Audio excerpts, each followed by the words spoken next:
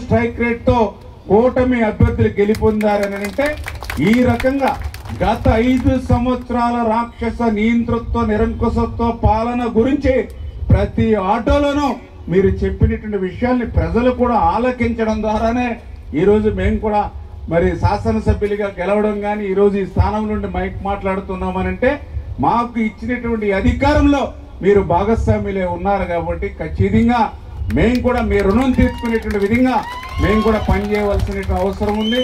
అందుకే ఈరోజు ఏదైతే మరి యొక్క స్త్రీ శక్తి అంటే ఏదైతే మనం కూడా మహిళా సోదరీమణులు చంద్రబాబు నాయుడు గారు కూడా ఎందుకంటే ఒక మహిళా పక్షపాతిగా ఎందుకంటే 50% మహిళలు ఉన్నారు జనాభాలో, సమాజంలో సగం ఉన్నారు. వాళ్ళు అభివృద్ధి చెందకుండా మీరు మేము అభివృద్ధి చెందమనేటువంటి ఒక మంచి ఆలోచనతోటి ఎందుకంటే మీ అందరికీ తెలుసు డోక్రా సంఘాలు ఇవాళ ఆంధ్రప్రదేశ్ రాష్ట్రంలో కదా ప్రపంచంలోనే ఎక్కడ డోక్రా లేనిటువంటి సమయంలో చిన్న చిన్న అవసరాలకు భర్త మీద పిల్లల మీద తండ్రి మీద ఆధారపడకుండా తమ కాళ్ళ మీద తాము నిలబడాలని చెప్పి ఆ రోజు డోక్రా మహిళలకు ఒక మరి డోక్రా సంఘాన్ని తీసుకొచ్చినటువంటి పరిస్థితి.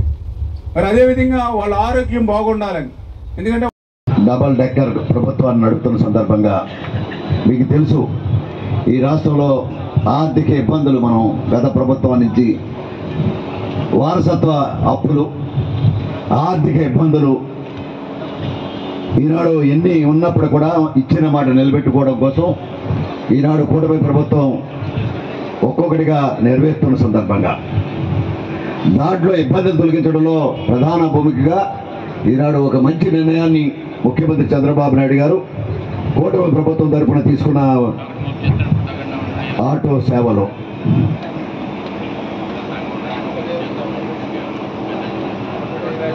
కూటమి ప్రభుత్వంలో పవన్ కళ్యాణ్ గారికి భారతీయ జనతా పార్టీ కూడా హృదయపూర్వకంగా అభినందనలు ధన్యవాదాలు అర్పించుకుంటున్నాం. ఈనాడు ఈ కార్యక్రమం ఒక అభినందన సభ ముఖ్యమంత్రి గారికి ధన్యవాదాలు అర్పించడంతో పాటు కార్మిక సోదరుల యొక్క సమస్యలు కూడా ఈవేళ అధికారులు కూడా మీ యొక్క ఇబ్బందులు చెప్పారు. మీ యొక్క ఇబ్బందితో పాటు సమస్య పరిష్కారాన్ని కూడా ఒక ఆలోచన చేయమని చెప్పి ఏదైతే మీరు సూచించారో ఈనాడు ప్రభుత్వం తరఫున క్యాబినెట్లో తీసుకెళ్ళమని చెప్పి మీ తరఫున నేను రామారాయుడు గారు కూడా కోరుకుంటా ఉన్నాం. ఏదైతే ఒక ప్రధానమైన ఇబ్బందులు ఏంటంటే అప్లికేషన్ పెట్టినప్పుడు సచివాలయాలు కానీ ఈ సేవా కేంద్రాల్లో కానీ ఆన్ టైంలో అప్లికేషన్ చేసుకోవాలన్న వాళ్ళకి అవకాశం కల్పించాలనేది ఒక డిమాండ్. అంతేరా తప్పుడు పట్టుంటారు బాబు. ఉండే సమస్యల్లో ప్రధానంగా పాత కేసులు బకాయిలు వల్ల కూడా డబ్బులు రాలేదు. ఈరోజు రాష్ట్రంలో 3,23,000 మంది అప్లికేషన్ పెట్టుకుంటే 2,90,000 మందికి డబ్బులు పడ్డాయనే మాట చెప్తా ఉన్నాం. 10% మాత్రమే అంటే 3 లక్షలకి 30,000 మంది తగ్గాయి. దాన్ని కూడా వెరిఫై చేస్తూ ఉన్నారు.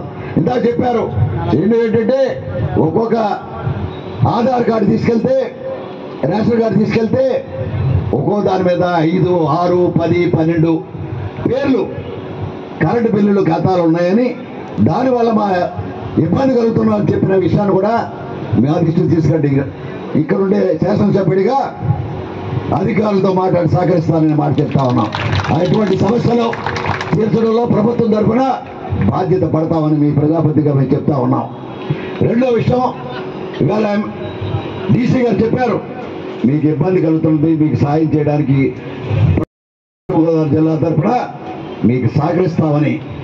కాకపోతే రవాణా నియమాలు పాటించమని దాన్ని పాటించుకునే వారి సహకారం అందిస్తానికి మీ తరఫున కూడా ధన్యవాదాలు అర్పించుకుంటా ఉన్నాం.